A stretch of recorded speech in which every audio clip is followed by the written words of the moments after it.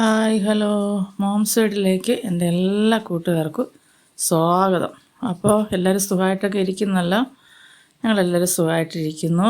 അപ്പോൾ ഇന്ന് നമുക്ക് ഇപ്പോൾ കറി വയ്ക്കാൻ ഒന്നും ഇല്ലെന്നോ അല്ലെങ്കിൽ കറി വയ്ക്കാനെല്ലാം ഒരുപാട് ജോലി ചെയ്യാനൊക്കെ ഉള്ള ഒരു മടിയുള്ള ദിവസങ്ങളൊക്കെ ഉണ്ടെങ്കിൽ നമുക്ക് പെട്ടെന്ന് ഉണ്ടാക്കിയെടുക്കാൻ പറ്റുന്ന ഒരു റൈസിൻ്റെ റെസിപ്പിയായിട്ടാണ് ഞാൻ വന്നേക്കുന്നത്. ഇതിന് കറിയോ മറ്റു യാതൊന്നും വേണ്ട കേട്ടോ. അപ്പോൾ പൊളി ടേസ്റ്റാണ്. ഒന്ന് ഉണ്ടാക്കി നോക്കിയാലേ അതിൻ്റെ രുചി പറയാൻ പറ്റത്തുള്ളൂ. അപ്പോൾ ഞാൻ അതിനായിട്ട് ചോറ് ഞാൻ റെഡിയാക്കി വെച്ചിട്ടുണ്ട്. അപ്പോൾ ഇതാ ഒരു പാത്രത്തിലേക്ക് ഞാൻ നെയ്യ് ഒഴിച്ച് കൊടുത്തിട്ടുണ്ട്. 2 ടീസ്പൂണോ 2.5 ടീസ്പൂണോ ഒക്കെ എടുക്കാം കേട്ടോ. അപ്പോൾ ഞാൻ നെയ്യ് ഒഴിച്ച് കൊടുത്തതിന് ശേഷം അതിലേക്ക് ഒരു പട്ട ഇട്ട് കൊടുത്തിട്ടുണ്ട്. ഇത്തിരി നീളത്തിലുള്ള ഒരു പീസ് പട്ട, ഒരു 3 ഏലക്ക, അതുപോലെ തന്നെ ഒരു 2-3 ഗ്രാമ്പ്, ഇതെല്ലാം ഇട്ട് കൊടുത്തതിന് ശേഷം നമുക്കിതൊന്ന് മൂപ്പിച്ച് കൊടുക്കുക. അപ്പോൾ ഈ സമയത്ത് തന്നെ നമുക്ക് ഒരു 1.5 ടീസ്പൂണ് പെരിഞ്ജീരകം കൂടെ വേണം. ഞാനൊരു 1/2 കിലോ അരി കൂടുതൽ എടുത്തിട്ടുണ്ട്. അപ്പോൾ പെരിഞ്ജീരകം ഇടാൻ ഞാൻ മറന്നുപോയി കേട്ടോ. എടുത്ത് വെച്ചിട്ടുണ്ടായിരുന്നു, ഞാൻ തക്ക സമയത്ത് വിട്ടുപോയി. അപ്പോൾ അതിന് ശേഷം ഞാൻ പെരിഞ്ജീരകം ഇട്ടതിന് ശേഷം വെളുത്തുള്ളി ഇട്ട് കൊടുത്താൽ മതി, മറന്നുപോയത് കൊണ്ടാണ്. അപ്പോൾ അതെല്ലാവരും ഒന്ന് ക്ഷമിക്കുക, മനുഷ്യനല്ലേ, അബദ്ധം പറ്റിപ്പോയതാണ്. അപ്പോൾ ഇതാ ഞാൻ അതിലേക്ക് വെളുത്തുള്ളി ഇട്ട് കൊടുത്തിട്ടുണ്ട്. ഒരു 4-5 വലിയ അല്ലി വെളുത്തുള്ളി എടുത്തതിന് ശേഷം അത് ഇതുപോലെ ഞാൻ ചെറുതായിട്ടൊന്ന് അരിഞ്ഞ് വെച്ചിട്ടുണ്ട്. അപ്പോൾ അത് ഇട്ട് കൊടുക്കാം. അതിനുശേഷം നമുക്കിത് നല്ലപോലെ ഒന്ന് വഴറ്റി കൊടുക്കാം. ഒന്ന് ചെറുതായിട്ടൊന്ന് മൂത്ത് വരുമ്പോൾ ഒരുപാട് കരിഞ്ഞു പോകണ്ട. ഞാനതിലേക്ക് ഒരു 3 സവാള എടുത്തിട്ടുണ്ട്. ആ സവാള അരിഞ്ഞത് ഇട്ട് കൊടുക്കാം. ഇനി ഇത് നല്ലതുപോലെ നമുക്കൊന്ന് ഒരുപാട് അങ്ങ് വഴന്ന് പോകണ്ട, എന്നാലൊന്ന് ചെറുതായിട്ടൊന്ന് കളറൊക്കെ മാറി ഒന്ന് കിട്ടുകയും വേണം. അപ്പോൾ അതുവരെ ഒന്ന് വഴറ്റി കൊടുക്കുക. അപ്പോൾ ഇതിലേക്ക് ഞാനൊരു 3 പച്ചമുളക് ഇതുപോലെ 2ആയിട്ട് മുറിച്ചിട്ട് ഒന്ന് കീറി വെച്ചിട്ടുണ്ട്. ഫുള്ളെന്നാൽ കീറിയിട്ടുമില്ല, ആ രീതിയിലൊന്ന് ഇട്ട് കൊടുക്കുന്നുണ്ട്. അപ്പോൾ ഞാൻ പറഞ്ഞല്ലോ, ഞാൻ ആദ്യം പെരിഞ്ജീരകം ഇടാൻ മറന്നുപോയത് കൊണ്ട് ഞാനിപ്പോൾ ഒരു ഇച്ചിരി നെയ്യും കൂടെ ഒഴിച്ച് കൊടുത്തിട്ട് ആ സവാള എല്ലാം ഒന്ന് മാറ്റി വെച്ചിട്ടുണ്ട്. അപ്പോൾ ഒരു 1.5 ടീസ്പൂണോളം എടുത്തിട്ടുണ്ട് പെരിഞ്ജീരകം. അത് ഈ നെയ്യിലിട്ടൊന്ന് നമുക്ക് പൊട്ടിച്ചെടുക്കാം. അപ്പോൾ മറന്നുപോയത് കൊണ്ടാണ് കേട്ടോ. അപ്പോൾ അതൊന്ന് മൊരിഞ്ഞ് കിട്ടട്ടെ നല്ലപോലെ. അതൊന്ന് മൊരിഞ്ഞതിന് ശേഷം നമുക്ക് സവാള വീണ്ടും പഴയതുപോലെ തന്നെ മൊത്തത്തിലെല്ലാം ഒന്ന് വഴറ്റിയെടുക്കുക. അപ്പോൾ ഇത് ആദ്യം പട്ടയും ഏലക്കൊക്കെ ഇട്ട ഉടനെ ഇടുക. എനിക്ക് മറന്നുപോയത് കൊണ്ട് പറ്റിയൊരു അബദ്ധമാണ്. അപ്പോൾ ഇനി ഇത് നമുക്ക് നല്ലപോലെ ഒന്ന് മിക്സാക്കി എടുക്കാം. ഒന്ന് ചെറുതായിട്ടൊന്ന് കളറൊക്കെ ഒന്ന് മാറി ഇപ്പോൾ വന്നിട്ടുണ്ട് സവാള.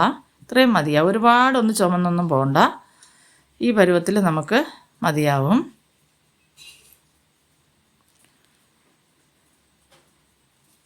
ഇനി നമുക്കിതിലേക്ക് ആവശ്യത്തിനുള്ള ഉപ്പ് ഇട്ട് കൊടുക്കാം. അപ്പോൾ ഈ ഉള്ളിക്ക് ആവശ്യത്തിനുള്ള അല്ലെങ്കിൽ ഇതിന് അരപ്പിന് ആവശ്യത്തിനുള്ള ഉപ്പ് ചേർത്താൽ മതി. ഞാൻ ചോറ് ഉപ്പിട്ടാണ് വെച്ചേക്കുന്നത് കേട്ടോ. അപ്പോൾ ഞാൻ എന്താ പറയുക, ജീര റൈസാണ് എടുത്തേക്കുന്നത്. അപ്പോൾ അതിൽ ഞാൻ പട്ട, ഗ്രാമ്പു, ഏലക്ക എല്ലാം ഇട്ടിട്ടാണ് ചോറ് തിളപ്പിച്ച് വേവിച്ച് വെച്ചിട്ടുണ്ട്. ഇനി നമുക്കിതിൽ പൊടിയിലിട്ട് കൊടുക്കാം. അപ്പോൾ ഇതിലായിട്ട് ഞാൻ 1/2 ടീസ്പൂണ് മഞ്ഞൾപ്പൊടി എടുത്തിട്ടുണ്ട്, അതിട്ട് കൊടുത്തിട്ടുണ്ട്. മുളക് പൊടി ഞാൻ 2 ടീസ്പൂൺ ഇട്ട് കൊടുക്കുന്നുണ്ട്. മുളക് പൊടി ഇട്ട് കൊടുക്കാം. ഇനി അതിൽ വേണ്ടത് ഒരു 3/4 ടീസ്പൂണോളം കുരുമുളക് പൊടി എടുക്കുന്നുണ്ട് കേട്ടോ. 3/4 ടീസ്പൂണും അടുപ്പിച്ചിട്ടിട്ടുണ്ട്. അപ്പോൾ എരിവൊക്കെ അവരുടെ ഇഷ്ടത്തിനനുസരിച്ച് ചെയ്യാം. ഇനി വേണ്ടത് ഗരം മസാല ഒരു 1/2 ടീസ്പൂൺ. നമ്മൾ നേരത്തെ കറുകപ്പട്ട ഇതെല്ലാം ഇട്ടിട്ടുണ്ടല്ലോ, അപ്പോൾ കുറച്ച് മതിയാവും. ഒരു 1/2 ടീസ്പൂണ് ഗരം മസാല പൊടിച്ചതും കൂടെ ഇട്ട് കൊടുത്ത് നമുക്കൊന്ന് മൂപ്പിച്ചെടുക്കാം.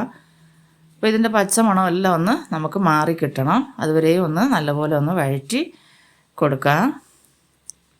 മുളക് പൊടി, മഞ്ഞൾപ്പൊടി എല്ലാം ഒന്ന് ഈ എണ്ണയിൽ കിടന്ന് വഴന്ന് അതിൻ്റെ മണമെല്ലാം ഒന്ന് മാറി കിട്ടണം. അപ്പോൾ എൻ്റെ കൂട്ടുകാരെല്ലാം, എൻ്റെ വീഡിയോ കണ്ടുകൊണ്ടിരിക്കുന്നവരെല്ലാം ഒന്ന് ലൈക്ക് ചെയ്ത് കാണുമ്പോൾ അതുപോലെ തന്നെ നിങ്ങളുടെ കൂട്ടുകാർക്കും ബന്ധുക്കൾക്കും എല്ലാം ഒന്ന് ഷെയർ ചെയ്ത് കൊടുത്ത് എന്നെ സപ്പോർട്ട് ചെയ്യുക. ആദ്യമായിട്ട് കാണുന്നവരുടെ ചാനലൊന്ന് സബ്സ്ക്രൈബ് ചെയ്ത് കാണുക. അപ്പോൾ ഇതിലേക്ക് ഞാനൊരു 4 ടേബിൾ സ്പൂണ് പച്ചവെള്ളം കൂടെ ഒഴിച്ച് കൊടുത്തിട്ടുണ്ട്. ഒന്ന് നമുക്കിതൊന്ന് എന്താ പറയുക, ഒന്ന് ചെറുതായിട്ടൊന്ന് ജ്യൂസി ആയിട്ട് കിട്ടാൻ വേണ്ടിയിട്ടാണ്. അപ്പോൾ ഇതിങ്ങനെ ഒന്ന് ഒഴിച്ച് കൊടുത്തതിന് ശേഷം കണ്ടോ, ഒന്ന് വഴറ്റി ഒന്ന് ചെറുതായിട്ടൊന്നിങ്ങനെ ഇളക്കുമ്പോൾ ആ ജലാംശം ഇപ്പോൾ ഇച്ചിരി ഉണ്ട്, വെള്ളത്തിൻ്റെ ഒരു മയം. ഈ സമയത്ത് നമ്മൾ വേവിച്ച് വെച്ചിട്ടുള്ള റൈസ് ഇതിലേക്ക് ഇട്ട് കൊടുക്കാം. അപ്പോൾ ഞാൻ ജീര റൈസാണ് എടുക്കണത്. സാധാരണ നമ്മൾ വയ്ക്കുന്ന ചോറായാലും കുഴപ്പമൊന്നുമില്ല കേട്ടോ.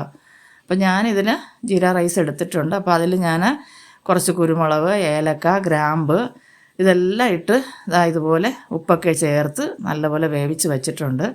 അപ്പോൾ ഇത് വേവിക്കുമ്പോൾ ഒത്തിരി വെന്ത് അളിഞ്ഞു പോകരുത്, അത് കണക്കാക്കി വേണം. വേവിൻ്റെ ഇത് അറിയാമല്ലോ, അതിനനുസരിച്ച് വേവിച്ചെടുക്കുക. ഇനി ഇതൊക്കെ നമുക്ക് നല്ലപോലെ ഒന്ന് മിക്സാക്കി കൊടുക്കാം. നമ്മൾ കൂട്ടി വെച്ചിട്ടുള്ള അരപ്പ് ഈ ചോറിൽ എല്ലാം നല്ലതുപോലെ മിക്സായി കിട്ടണം. അപ്പം നല്ല ടേസ്റ്റാണ് കേട്ടോ, നല്ല മണമാണ്. അതുപോലെ നമ്മൾ ഈ ഗ്രാമ്പു, ഏലക്ക, പട്ടയൊക്കെ ഇട്ട് ചോറ് ആ വെള്ളം തിളയ്ക്കുമ്പോൾ തന്നെ ഒരു മണമാണ്. പിന്നെ അരിയൊക്കെ ഇട്ട് കഴിഞ്ഞാൽ പറയും വേണ്ട. അപ്പോൾ അരി ഇടുമ്പോൾ വേണമെങ്കിൽ ഒരു ഇച്ചിരി എന്താ പറയുക വെളിച്ചെണ്ണ കൂടെ ഒന്ന് ഒഴിച്ചു കൊടുത്താൽ ചോറ് ഇങ്ങനെ കുഴഞ്ഞിതായി പോകത്തില്ല, ഒട്ടിപ്പിടിച്ച് അങ്ങനെ ഇതാവത്തില്ല. അപ്പോൾ ചോറ് വേവൊക്കെ നോക്കിയൊക്കെ ചെയ്യുക. അപ്പോൾ ഇടയ്ക്ക് ഈ കുരുമുളക് നമുക്ക് കടിക്കാൻ കിട്ടും. നല്ല ടേസ്റ്റ് എന്ന് പറഞ്ഞാൽ നല്ല ടേസ്റ്റാണ് കേട്ടോ.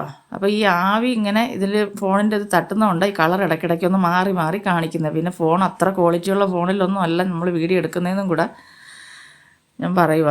അപ്പോൾ ഇതിന് ശേഷം ഇപ്പോൾ എല്ലാം നല്ലപോലെ ഒന്ന് ഇളക്കി യോജിപ്പിച്ചതിന് ശേഷം നമുക്ക് വേണ്ട നല്ല ഒരു കൈപ്പിടി നിറച്ച് മല്ലിയില ഇതുപോലെ കുനുകുനായിട്ട് അരിഞ്ഞതും കൂടെ ഇട്ട് കൊടുക്കുക.